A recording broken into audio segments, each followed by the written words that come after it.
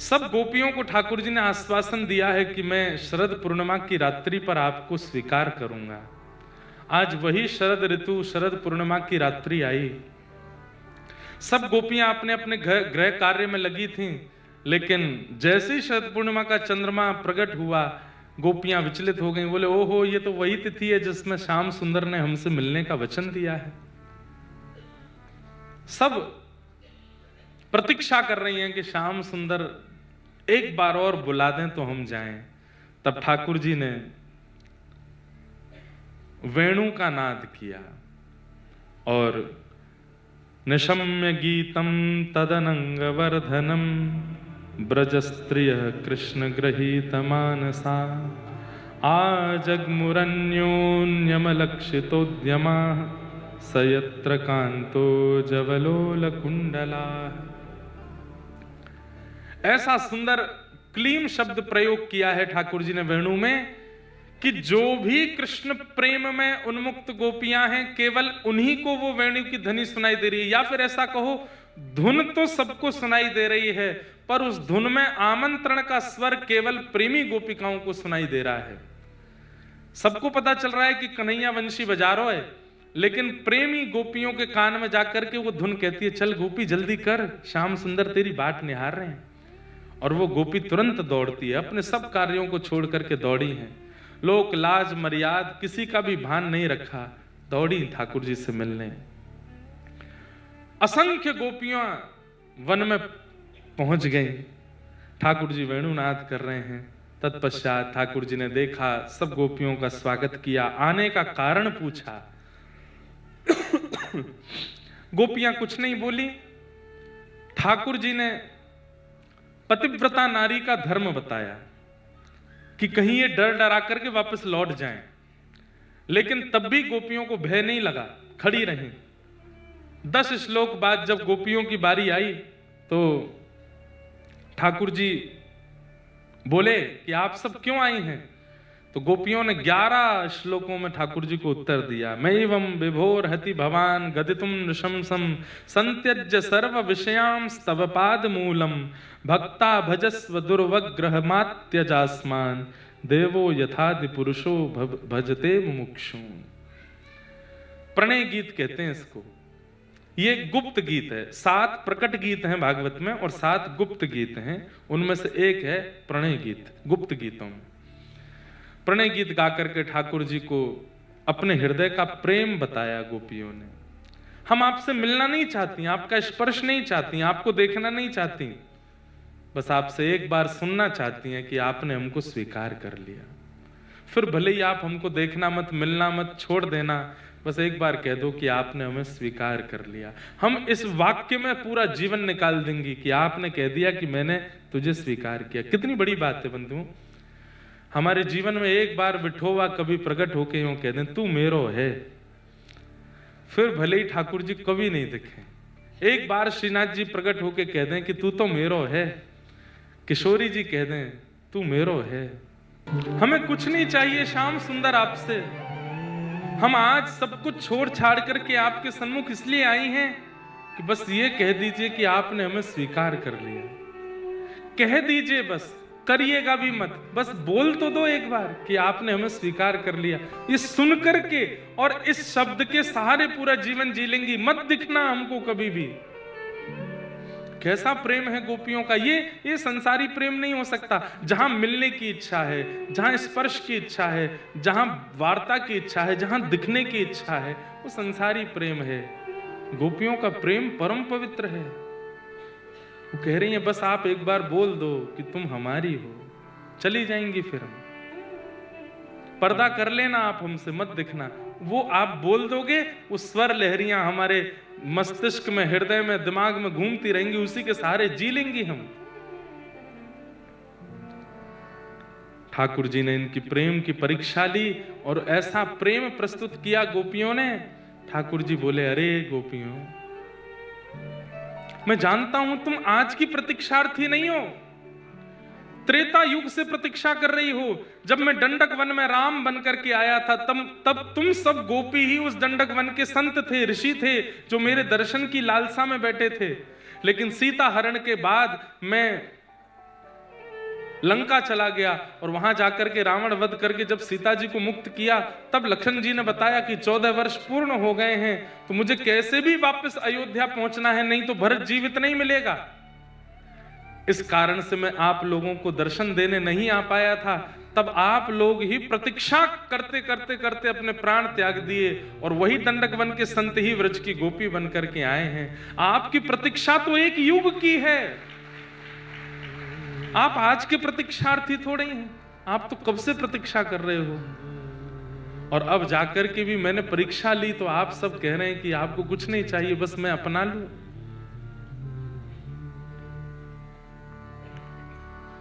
नहीं, आप सब अपनी परीक्षा में निपुण हुई, अब मैं रास करूंगा।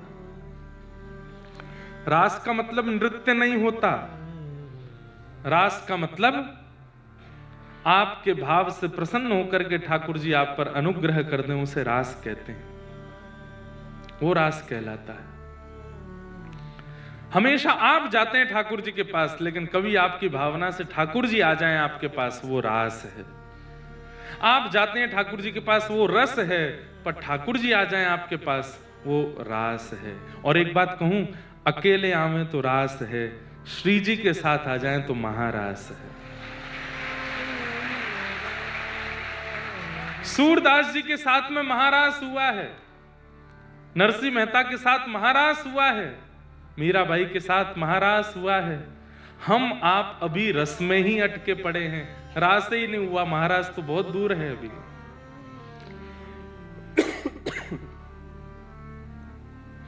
कभी ठाकुर जी अनुग्रह कर दें। और बंधुओं, अनुग्रह होता है। बहुत याद आ रही है वृंदावन की या जगन्नाथपुरी की या द्वारिका की या डाकोर जी की या श्रीनाथ जी की। बहुत दिन से बेचैन है पर नहीं जा पा रहे। वहां का कोई व्यक्ति आ जाए, वहां का कुछ प्रसाद आ जाए, समझ जाओ कि ठाकुर जी रास कर रहे हैं, ठाकुर जी रास कर रहे हैं। बंबई वारेन के संग 7 दिना की कथा के माध्यम से रास भयो है? ठाकुर जी ब्रजवासी को भेज रहे हैं, कथा सुनावे को भेज रहे हैं, समझो रास ही कर रहे हैं। बस अब ये रास महारास में परिवर्तित हो हैं कि नहीं जा पाया तो ये प्रसाद के रूप में ठाकुर जी आ गए हैं। हम अभी ले लेंगे याद से, हमको दे देना आप। पंढरपुर जाओ, ऐसा लगा कि मानो दादर से वारी निकली और श्री पंडरीनाथ पहुंच गए। हम लोगों को ऐसा ही लग रहा था कि जैसे ये पूरी वारी है और ये भूभुवस्व वाली वारी नाच नाच करके आनंद करते हुए पहुंच गए हैं सब। अरे बैठ जाओ, हाँ हाँ हाँ हाँ ठीक है ठीक है। जय हो। तो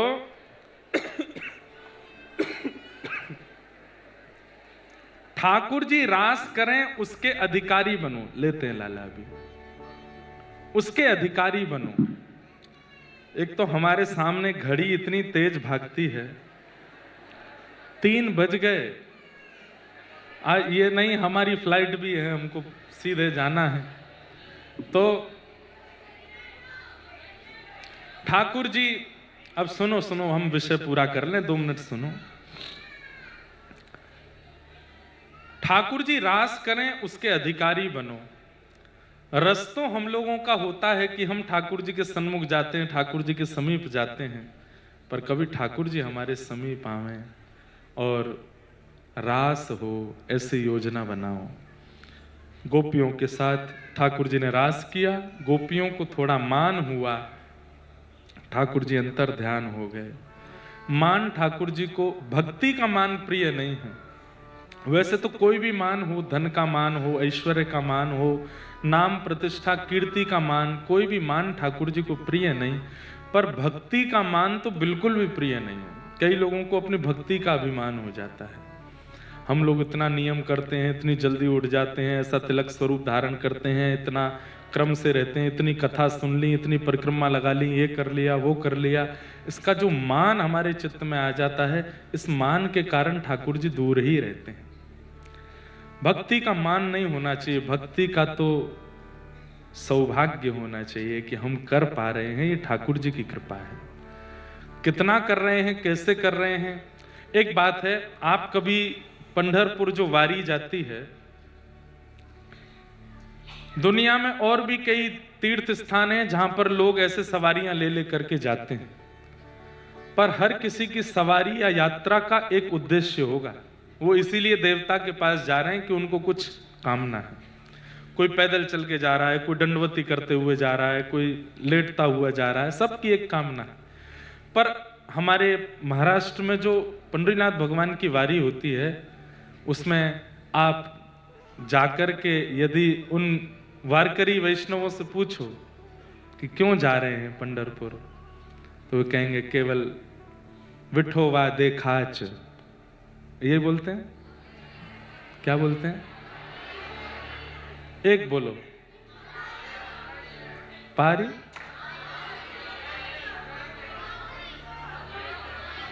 पाहुनी, पाहुनी, पाहुनी हैं, माउली, माउली देखाच, माउली पाहुनी। अरे ठीक है, आपको पता है सब। वो उनकी भावना केवल एक है कि हमको विठोबा को देखना है, बस। और कोई इच्छा से वो लोग वारी इतना लंबा चल कर, बंबई से भी वारी जाती है, पुणे से भी वारी आती है। मैं एक बार कथा कर रहा था, खाम गांव, शेगांव, वहां से भी वारी जाती है, नागपुर से वारी जाती। कितने लोग कहां कहां से पंढरपुर जाते हैं। और आपको पता है, वो जिस वारी में, वो जो आषाढ़ी एकादशी के दिन वहां पहुंचते हैं, उस दिन लाखों की तादाद में, करोड़ों की तादाद में पहुंच जाते होंगे, लाखों ही पहुंचते होंगे। वो सब दर्शन भी नहीं कर पाते विठोबा के, केवल ध्वजा जी देखते हैं मंदिर की। वो कहते हैं कि आज के दिन विठोबा ऊपर ध्वजा पे आके बैठ जाते हैं, तो इसलिए ध्वजा का दर्शन करो। अकिंचन निष्किंचन भक्त हैं अधिकतर यहाँ के वारकरी वैष्णव, हमारे महाराष्ट्र के अद्भुत हैं। तो ठाकुर जी उनके साथ हैं। अच्छा जय हो। क्या बोली मैया, समझ में नहीं आया उनको। कुछ मराठी में बोली आप।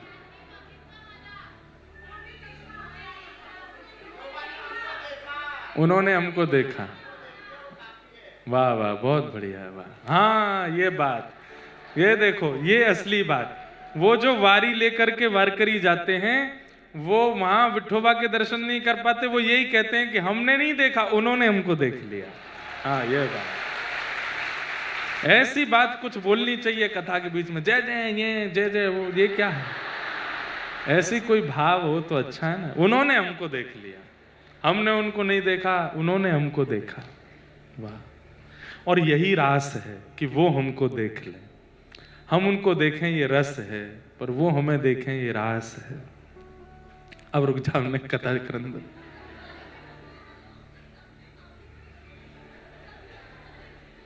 क्या कह रहे हैं?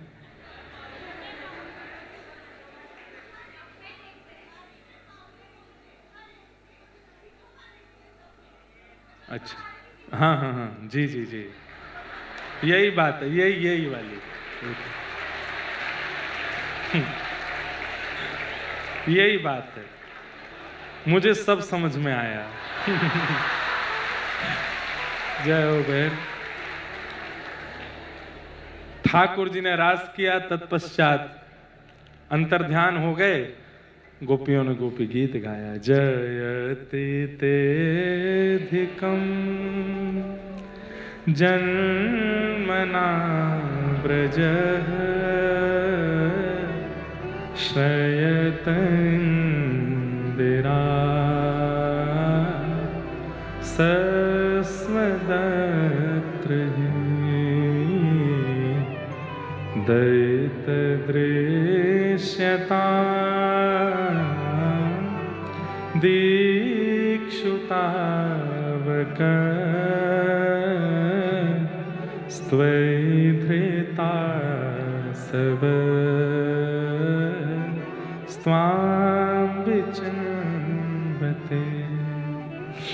हे नाथ, आप कहाँ चले गए? ढूंढ रही हैं गोपियां। ठाकुर जी अंतर ध्यान हो गए। इसलिए मैंने कहा कि मानसी में जब जाओ तो गुरु के साथ जाना, कहीं आपको अपनी भक्ति पर मान ना हो जाए।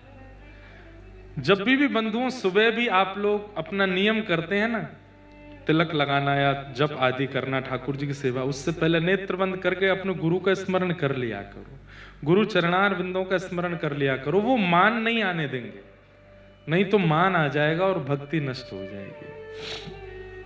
गोपियां बिना किशोरी जी के रास में पहुंच गई हैं, बिना आचार्य के, बिना गुरु के रास में गई हैं, इसलिए मान आया है। गोपी गीत गा करके वास्तव में ठाकुर जी प्रकट हुए, ये तो बात है ही, पर किशोरी जी भी आई। और जैसे ही किशोरी जी का आगमन हुआ, ता श्यामा बिरभूत सौरी, ठाकुर जी भी आ गए। स्मयमाय मुखाम्भुज पीताम्बर धरश रघुवी साक्षान मनमत। भावना तो आचार्यों की ऐसी है कि किशोरी जी की कृपा से ही गोपियों ने गीत गाया, गोपी गीत। आचार्य ही कृपा करके बताते हैं कि ठाकुर जी कैसे मिलेंगे। और गोपी गीत गाते ही ठाकुर जी प्रकट हुए। अब ठाकुर जी ने महारास किया। महारास का अभिप्राय क्या था? जितनी गोपी उतने कृष्ण। पहले एक कृष्ण अनेक गोपी, अब जितनी गोपी उतने कृष्ण। सबके साथ ठाकुर जी ने महारास किया। महादेव भी उस महारास में पधारे। ऐसे महारास को हम बारंबार वंदन करते हैं और आगे के क्रम में प्रवेश करते हैं। रास पंचाध्यायी के भाव को प्रणाम। यहाँ कंस की चिंता बढ़ गई कि महाराज कृष्ण तो आनंद कर रहे हैं, बड़े होते जा रहे हैं, मेरी मृत्यु बड़ी होती जा रही है। तब नारद जी ने उनको योजना बना करके कहा कि तुम मथुरा में धनुर्यज्ञ करो और कृष्ण को यज्ञ में सम्मानित करने की भावना से बुलाओ और यहां बुला करके मार देना। अक्रूर जी महाराज को वृंदावन भेजा। अक्रूर जी महाराज ने जाकर यशोदा मैया नंद बाबा से कहा कि कंस ने धनुर्यज्ञ किया है और उसमें बड़े बड़े लोगों को सम्मानित करने के लिए बुलाया है, उनमें आपके कृष्ण और बलराम का भी नाम है। तो नंद बाबा बोले हमारे लाला ने ऐसा कहा कियो जो आपको सम्मान करना है। बोले आपके लाला ने गिरिराज जी उठाए, आपके लाला ने कालिया नाग से यमुना जी को मुक्त किया, ये सब क्रिया आपके लाला ने करी है, इसलिए सम्मानित करने के लिए बुला रहे हैं। ब्रजवासी बोले हमें कोई सम्मान ना चाहिए, हमारा लाला कहीं ना जाएगा, और कंस थे तो बिल्कुल ना चाहिए।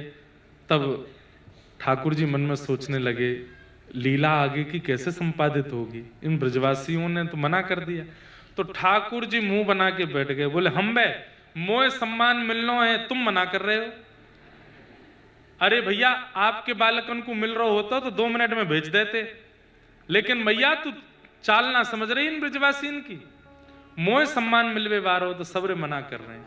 ठाकुर जी ये बात मन से नहीं बोल रहे, लेकिन किसी कारण से जाना तो पड़ेगा।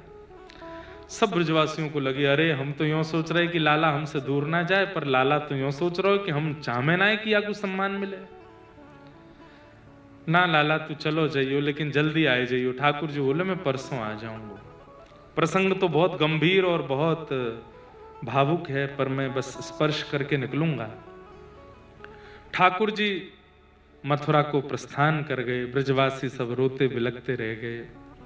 मथुरा जाकर के ठाकुर जी ने कुबलिया पीड़ हाथी का उद्धार किया, कुब्जा का उद्धार किया, दर्जी का उद्धार किया, माली का उद्धार किया, मथुरा वासियों का उद्धार किया।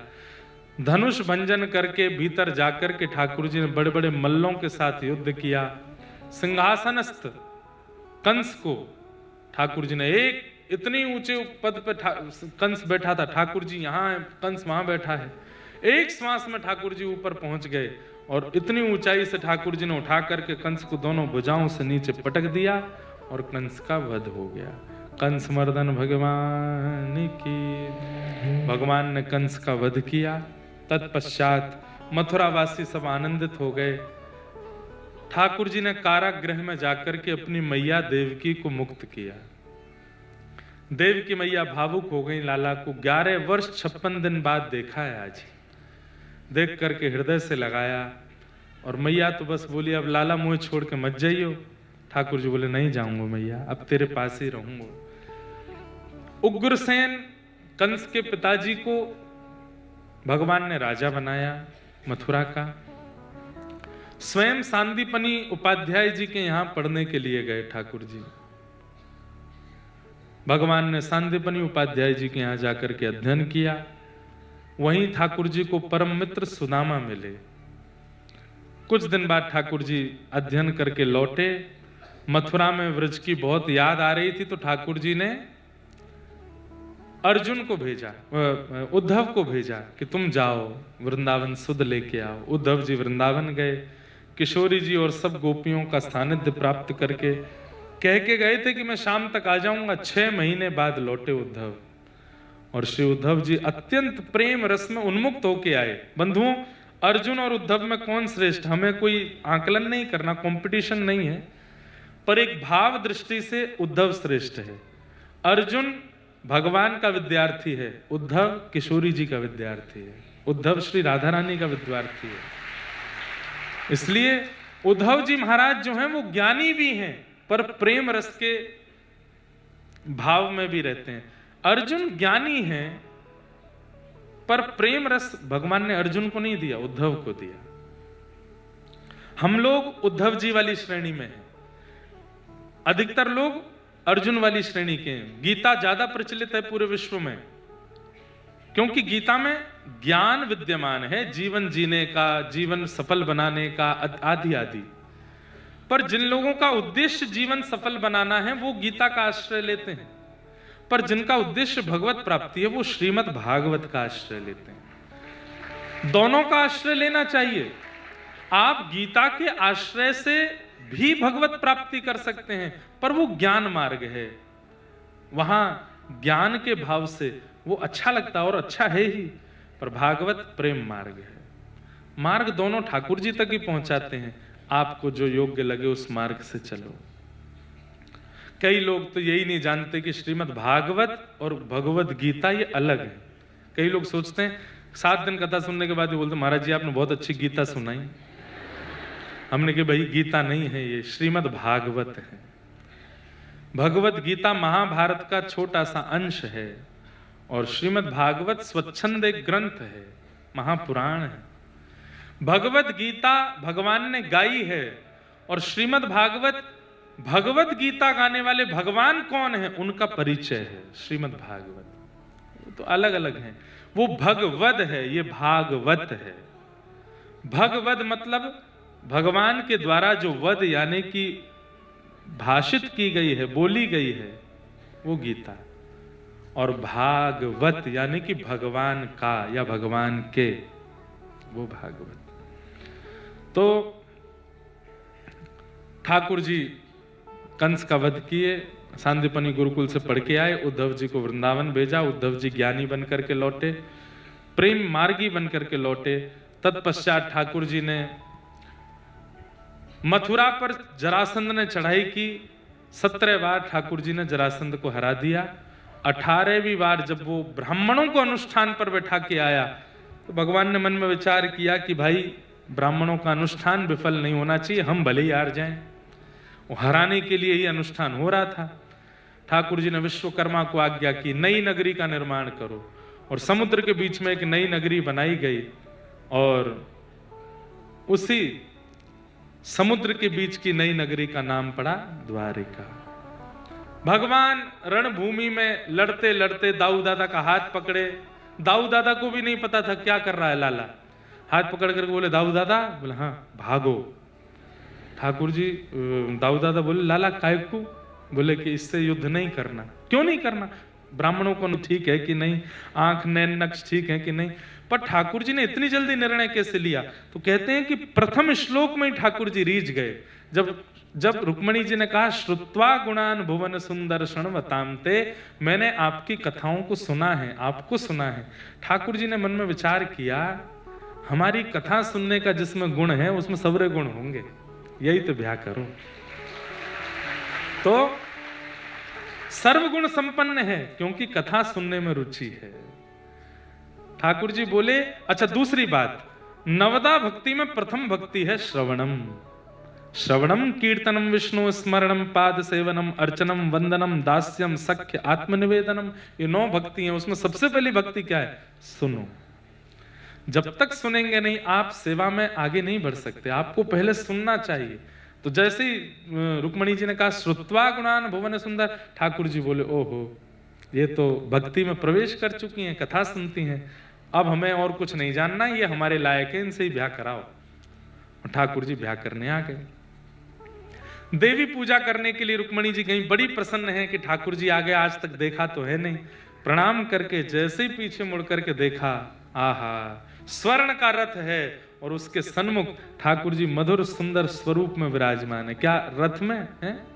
देखो दिखाइयो भैया, या मैं टीवी में दिखाओ। ये माता जी यहीं बैठे बैठे सब निर्माण कर देती हैं। क्या है ये? रुक्मणी हरण। वाह, रुक्मणी जी का हरण ठाकुर जी कर रहे हैं। कैसे करके ले गए? आहा इतने सारे सैनिक लगे थे ठाकुर जी की, रुक्मणी जी की रक्षा में, पर ठाकुर जी ने ऐसा रूप, एक तो सुंदर, ऊपर से दुल्हा और बन गए। इतने सुंदर लग रहे हैं कि महाराज क्या बताएं। सब देखते रह गए ठाकुर जी को। आंख देखो, नाक देखो, चाल देखो, ढाल देखो, इतने सुंदर ठाकुर जी। कोई भी सैनिक रुक्मणी जी की रक्षा नहीं कर पाया। सबके बीच से ठाकुर जी रुक्मणी जी का हरण किया, रथ में बिठाया, ले गए द्वारिका। बोलो रुक्मणी हरण भगवान की।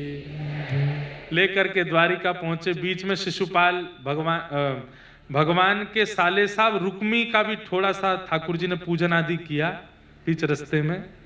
पूजन समझ जाओ कैसे किया। तब बलराम जी ने आकर के समझाया, बोले लाला जे सालो है और साले थे तो जीवन भर काम पड़ेगा, ऐसे ना करना चाहिए, तो द्वारिका जा। द्वारिका पहुंचे। वसुदेव देवकी जी ने कहा लाला जी कौन है? ठाकुर जी बोले इनते ही पूछो कौन है। रुक्मणी जी से पूछा लाली तुम कौन हो? प्रणाम सासू मां। जैसे ही कहा देवकी मैया बोली है क्यों ब्याह? लाल जी बोले ब्याह तो नहीं हुआ है पर बहू ले आए हम। वसुदेव जी बोले कैसे बहू ले आए? बोले इन्होंने पत्र लिखा और पत्र में लिखा था कि आप हमारा हरण कर लो, क्योंकि हमारे भैया शिशुपाल से हमारा ब्याह करा देंगे और इनका बहुत भाव था। हमें लगा कि बढ़िया लाली है, आप भी वयोवृद्ध हो रहे हैं, तो अब आप कहाँ ढूंढेंगे, हमारे हमें लिए आए हैं। सब तो बंधुओं कौतुक है, वास्तव में तो वो लक्ष्मी है और ये नारायण है। नारायण का लक्ष्मी से विवाह निश्चित है। आप मत करना ऐसे कि अपने आप ही लिया पिताजी यही बहू है इसी से कराओ, ऐसा नहीं। ठाकुर जी की लीला करणीय नहीं है, श्रवणीय है, क्योंकि वो भगवान है। राम जी की लीला करणीय है, कृष्ण लीला तो श्रवणीय है। वसुदेव जी ने कही लाला ऐसे नहीं, ब्याह अच्छे से करेंगे, बिल्कुल अच्छे से हम लोग जाएंगे, बारात आदि लेके जाओ, इनको वापस इनके घर भिजवाओ और हम पत्र लिखते हैं भीष्मक राजा को कि आप तैयारी करो, हम लाला की बारात लेके आ रहे हैं। और पत्र लिखा, भीष्मक राजा राजी हो गए। भाई थोड़ा नाक मुंह मोड़ रहा था, लेकिन सबने समझाया, बोले अब होने दो, अब ब्याह हो जाने दो। ठाकुर जी बोले चलो भैया। ओहो द्वारिकाधीश की बारात, इतने सुंदर लग रहे हैं ठाकुर जी, इतने सुंदर लग रहे हैं, क्या कहे महाराज। देखने के लिए आए थे देवता, आकाश में बादलों की ओर से देख रहे हैं ठाकुर जी को। ठाकुर जी का रूप स्वरूप, वो कटाक्ष नेत्र, वो सुंदर पत्रावली, वो सुंदर पाग, वो सुंदर घोड़ी पर बैठ के जब ठाकुर जी चल रहे हैं तो देख करके सब देवताओं मोहित हो गए। तभी देवताओं ने ठाकुर जी से आज्ञा मांगी। ठाकुर जी कथा तो सुनो, थोड़ी देर सुनो।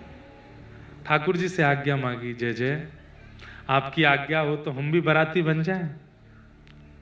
ठाकुर जी ने इशारा किया, आ जाओ सब रे। ओहो सब देवता तो प्रसन्न हो गए, अपनी दो भुजा अंतर ध्यान की, 2 भुजाएं एक मुख में, सब देवता भी वहां पर आ गए, सबने अपना अपना श्रृंगार किया। तभी आए आपके बंबई के सिद्धि विनायक भगवान गणपति जी। गणपति जी आए, आकर के इतना बढ़िया वाला अचकन पहन करके, बढ़िया तगड़े तो हैं ही हैं। उनका नाम गणपति है, लंबोदर, सब कुछ उनका विशेष है। उदर भी विशेष है, मुख भी विशेष है, नासिका भी विशेष है, कान भी विशेष है, हस्त भी विशेष है, सब कुछ विशेष है। और गणेश जी ऐसे तैयार होके पाग वाग पहन करके बढ़िया सुंदर ठाकुर जी की बारात में सबसे आगे आकर के खड़े हो गए।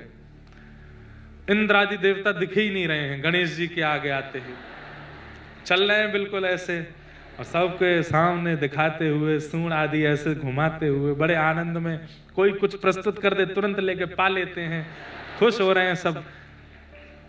देवता बोले हमारा काम खराब हो रहा है। क्यों? बोले ये आगे आगे चल रहे हैं, हम तो दिख ही नहीं रहे हैं, हमें तो कोई देख ही नहीं पा रहा है। दो ही लोग दिख रहे हैं पूरी बारात में, या तो गणेश जी या द्वारिकाधीश। बोले क्या करें? बोले कुछ करो, इनको पीछे भेजो यहां से। बोले कैसे भेजें इनको पीछे? किसी पे बैठ गए तो उसके तो। तब इंद्र गए, गणेश जी बड़ी चिंता में हूं मैं तो। गणेश जी बेचारे बड़े भोले हैं, बड़े जितने बुद्धिमान उतने ही भोले, उतने ही सरल हैं। भोले बाबा के लाला हैं, भोले भी। तो क्या बात है, आप क्यों चिंतित हो इतने? अरे इंद्र आप तो हमारे राजा हो देवताओं के, क्या बात मुझे बताओ। हमारा नाम विघ्न हरता है, हम विघ्न ही हरण करते हैं, आपका क्या विघ्न है बताइए। नहीं बताने से कोई फायदा नहीं, वो उसका कोई हरण कर नहीं सकता। अरे हम गणपति हैं, देवताओं के गण जितने भी हैं उनके स्वामी हैं गणेश जी।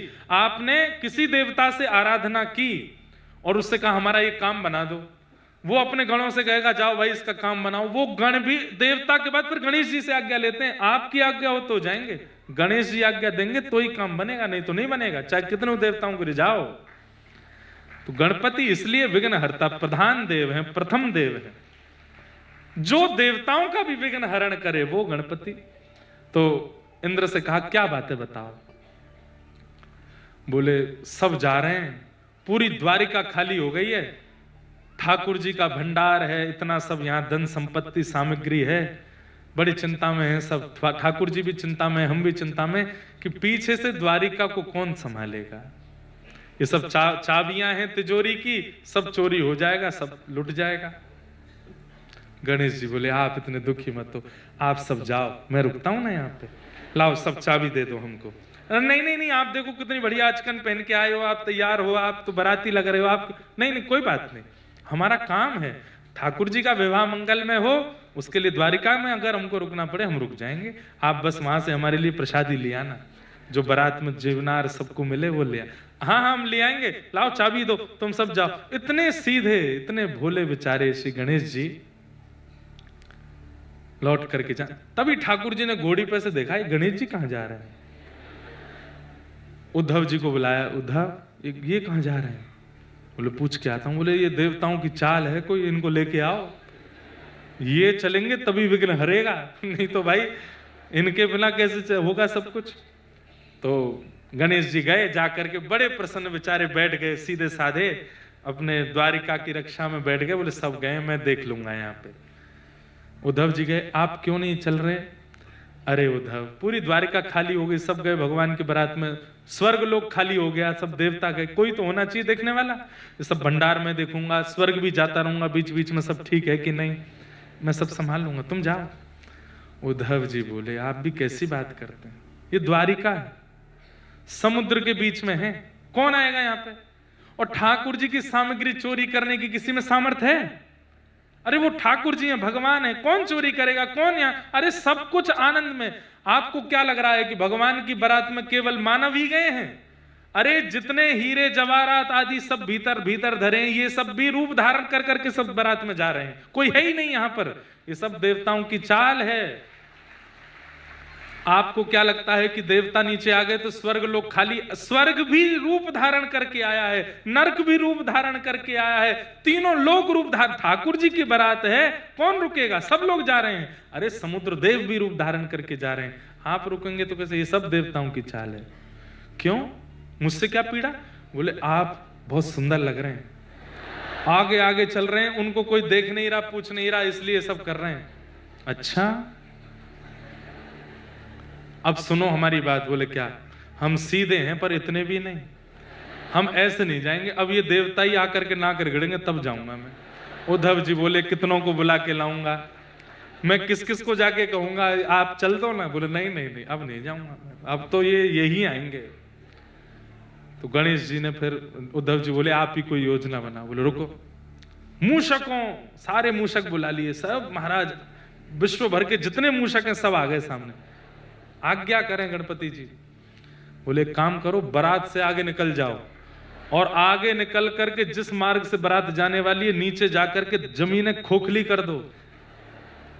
मूषक दौड़े महाराज, बड़े छोटे जितने प्रकार के मूषक हैं सब गणेश जी की आज्ञा पाती दौड़े।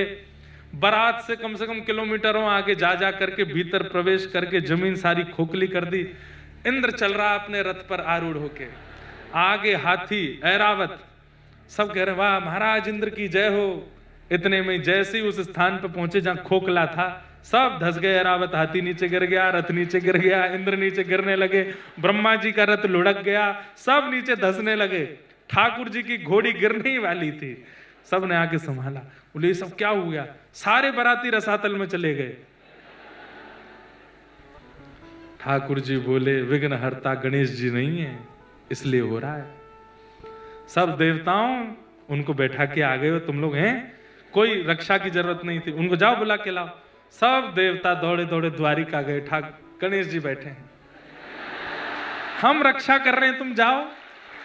नहीं नहीं नहीं भगवान अब आवश्यकता नहीं, आप चलो।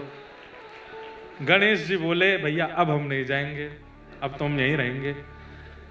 ठाकुर जी आए, बोले देखो आप ऐसे मत करो, मेरा ब्याह है, मेरे ब्याह में ऐसा करोगे आप बुरा मान के बैठ जाओगे? नहीं नहीं ऐसे नहीं, इन्होंने ऐसा क्यों किया मेरे साथ? बोले अब नहीं करेंगे, अब सब कह तो रहे हैं आपसे कि आप चलो।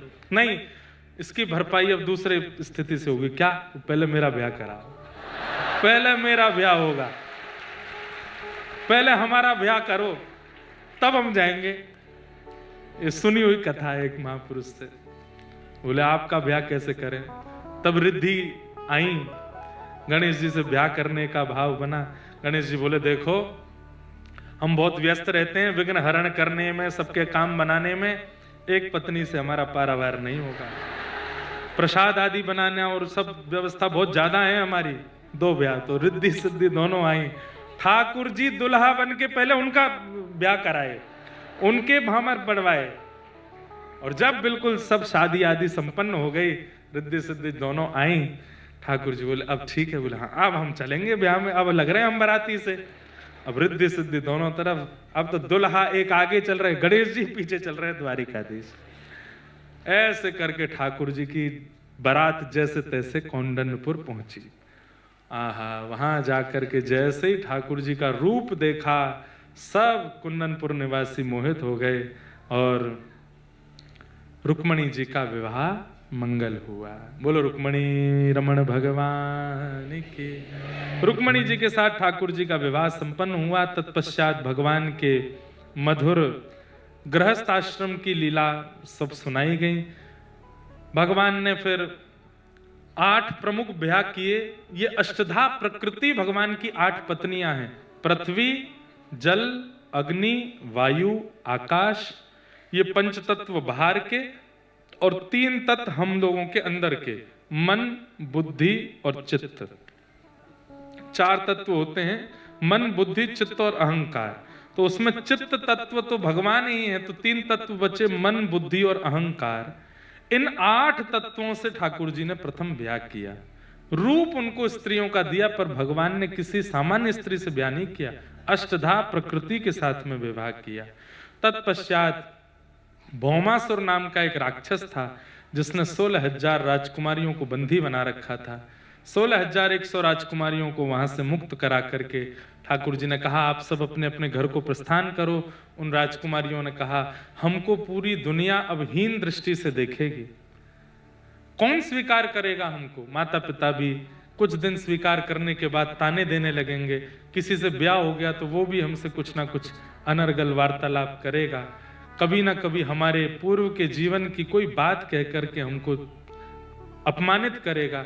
इससे अच्छा तो हम विष खा करके मर जाती हैं। ठाकुर जी बोले नहीं, हम स्वीकार करेंगे।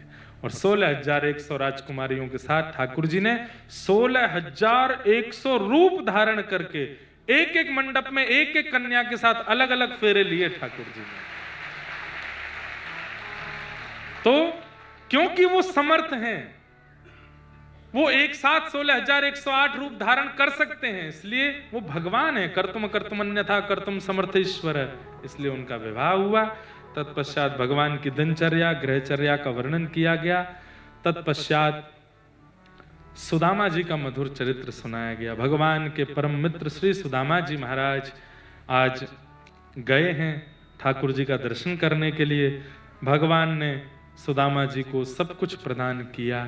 सब कथा आप लोगों ने खूब विस्तार से कई बार सुनी है, हम उसको ज्यादा विस्तारित नहीं करेंगे। भगवान ने अपने यदुवंशियों को समझाया कि मैं तुम्हारा पिता हूं, पितामह हूं, रिश्तेदार हूं। इस अभिमान में सत्संग मत छोड़ो, इस अभिमान में संतों का सम्मान और वैष्णवों की सेवा मत छोड़ो, क्योंकि मैं देख रहा हूं तुम यदुवंशी सब कोई सत्संग आदि नहीं कर पाते। क्यों? क्योंकि सबके अंदर यह भाव है कि भगवान तुम्हारे रिश्तेदार हैं, हमको क्या आवश्यकता है। अगर इनका अपमान करोगे तो मैं भगवान होके भी नहीं बचा पाऊंगा। सब लोगों ने सुनी बात, तभी शांब आदि ने कहा कि पिताजी ऐसी संतों की महिमा कहते हैं, कोई इसमें कुछ बड़ी बात नहीं। भगवान के पुत्र शांब को साड़ी पहना करके पेट पर पोटला बांध करके संतों के सामने ले गए और कहा कि बताइए इसके गर्भ से पुत्र होगा या पुत्री, नई बहू आई है। संतों ने दिव्य दृष्टि से देखा, बहू नहीं है, वो भगवान का पुत्र शांब है। हमारी परीक्षा लेने के लिए साड़ी पहना के लिए आए हो? शाप देते हैं, इसके पेट में जो तुमने कपड़े का पोटला बांधा ये एक लोह पिंड बन जाएगा जिससे तुम्हारा पूरा वंश खत्म हो जाएगा। उस लोह पिंड को घिस करके समुद्र में फेंक दिया। और संत ऐसे बोलते हैं कुछ नहीं होता। संत की लहरों ने उस लोह पिंड के घिसे हुए उस तत्व को किनारे पर एक एरका नाम की घास बना दिया, विषैली घास। एक दिन यदुवंशियों में आपस में किसी बात को लेकर के कलह हुई। कलह कलेश में परिवर्तन, कलेश युद्ध में परिवर्तन हो गया और लड़ते लड़ते समुद्र के तट पर आए। एरका घास को एक दूसरे पर डाल करके समस्त यदुवंश का नाश हुआ। भगवान देखते रहे और कहा कि देखो, मेरा ज्ञान उपदेश, मेरा उपदेश सबने माना, मेरों ने ही नहीं माना। ये मेरा, मैं और मेरा, ये सबसे ज्यादा दुखदाई होता है। इसलिए संसार में कोई मेरा नहीं है। बिन गोपाल को नहीं अपनो। ठाकुर जी बोले इतना सामीप्य भी अच्छा नहीं होता कि भगवान प्रवचन करें और तुम तब भी तुमको समझ में ना आवे। बंधुओं, ये बात मान लीजिए, हम लोग इसलिए ठाकुर जी के वचनामृतों को मानते हैं क्योंकि ठाकुर जी हमें दिखते नहीं है, ठाकुर जी हमारे समीप नहीं है। एक दूरी है, दूरी से कई बार प्रेम बना रहता है, सम्मान बना रहता है। अति सामीप्य में दोष आ जाता है और उसी दोष के कारण पूरा वंश खत्म हुआ। बलराम जी ने कहा जय जय, अब मुझको भी आज्ञा दो, मैं भी वैकुंठ प्रस्थान करूं। और श्री बलराम जी शेषनाग का रूप धारण करके समुद्र में प्रविष्ट हो गए। भगवान एक वटवृक्ष के नीचे बैठे थे। एक भेलिया ने भगवान के चरण को हिरण समझ करके बाण मार दिया। ठाकुर जी ने उसको भी मुक्ति प्रदान की। बोले सब मेरी इच्छा से हो रहा है, तुम चिंता मत करो। उद्धव जी आए, भगवान ने उद्धव को ज्ञान उपदेश किया, भागवत धर्म का सुंदर विवेचन किया। तत्पश्चात भगवान ने कहा उद्धव अब तुम जाओ, बद्रिकाश्रम जाओ। उद्धव ने कहा नाथ, कभी आपकी याद आए तो हम क्या करेंगे? आप तो लीला पूरी करके जा रहे हैं, आपकी स्मृति जब बहुत सताए तो हम क्या करें? ठाकुर जी बोले बस गौर से मेरी ओर देखो, उत्तर देता हूं।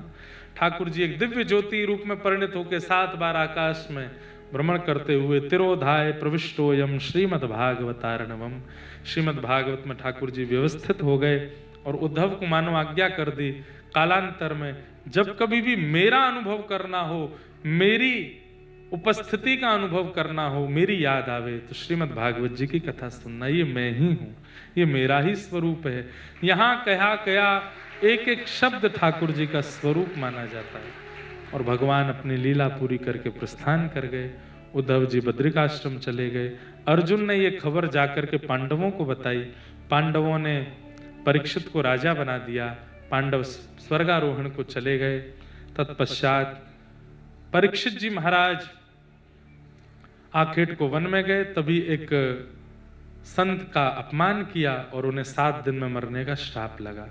आज 7वां दिन पूर्ण हुआ। शुकाचार्य जी कथा सुनाते हुए कहते हैं परीक्षित अब ये कथा विश्राम हो रही है। तुमने इतने सारे प्रश्न मुझसे किए, मैंने सबका उत्तर दिया। अब एक प्रश्न मैं तुमसे करता हूं, क्या तुम्हारी मृत्यु होगी? आज 7वां दिन है, तुम्हें शाप लगा था, क्या तुम्हारी मृत्यु होगी? परीक्षित ने उत्तर दिया, महाराज मृत्यु शरीर की होगी, मेरी नहीं होगी। मैं तो इस शरीर को त्याग करके उस परमात्मा को प्राप्त कर लूंगा। आपकी वाणी सुन करके अब वो आत्मा मुक्त हो चुकी है। संसार के यश अपयश, मान सम्मान, आपत्ति विपत्ति सब छोड़ दिया मेरी आत्मा ने। केवल इस देह में तब तक है जब तक प्राण निकल नहीं रहे। प्राण निकलते ही वो आत्मा परमात्मा में विलीन हो जाएगी। मेरी मृत्यु नहीं होगी, शरीर की मृत्यु होगी। ये उत्तर सुनते ही परीक्षित जी महाराज के सुखदेव जी बोले, बस यही समझाना था, तुम नहीं मरोगे, तुम्हारा शरीर मरेगा। और शरीर का तो स्वभाव है, वो यहीं बनता है, यहीं रह जाता है। हम सब तो एक दिव्य चेतना है जो अंदर बैठे हैं। इस शरीर का हमने माध्यम लिया है, ये साधन है, ये गाड़ी है, इसी में ही हमेशा नहीं रहना है। इसका माध्यम लेना है किसी और तक पहुंचने के लिए। जैसे गाड़ी माध्यम है कहीं जाने के लिए, ऐसे शरीर माध्यम है हरि की प्राप्ति के लिए। और उसमें भी इतनी सारी योनियां हैं, कुकर है, सूकर है, हाथी है, जिब्रा है, जिराफ है, लॉयन है। कोई भगवत प्राप्ति नहीं कर सकता, केवल मानव कर सकता है। इसलिए मानव बने हो तो इस बात का मतलब है कि वीजा ग्रांटेड है, कि आप जा सकते हो ठाकुर जी के निकुंज में, बस प्रयास करने की आवश्यकता है। मानव बने हैं, अपने इस देह का सदुपयोग करो। इस देह से कोई भी ऐसी क्रिया या कोई भी ऐसा विचार, व्यवहार, भाव प्रस्तुत ना हो जिससे पुनः इस संसार में ही हम रह जाएं। इस देह का माध्यम लेकर के भगवत प्राप्ति करनी है, वही साधन है इस देह का। इस प्रकार त्वम तु राजन मरिष्येति पशु बुद्धिम इमाम जही। ये पशु बुद्धि अपने मन से निकालिए कि हम मरेंगे, नहीं, शरीर मरेगा। मैं तो आत्मा हूं, भजन करके, कथा सुन करके, ठाकुर जी की सेवा करके निवृत्त हो जाऊंगा यहां से। ऐसा कहकर के श्री सुखदेव जी वहां से प्रस्थान कर गए। बोल सुखदेव जी महाराज की। परीक्षित जी महाराज प्रतीक्षा कर रहे थे, तभी तक्षक सर्प ने आकर के उनके शरीर का स्पर्श किया। पांच भौतिक देह जल करके राख हो गया और दिव्य चेतना परीक्षित जी की विमान में बैठकर के वैकुंठ को प्रस्थान कर गए।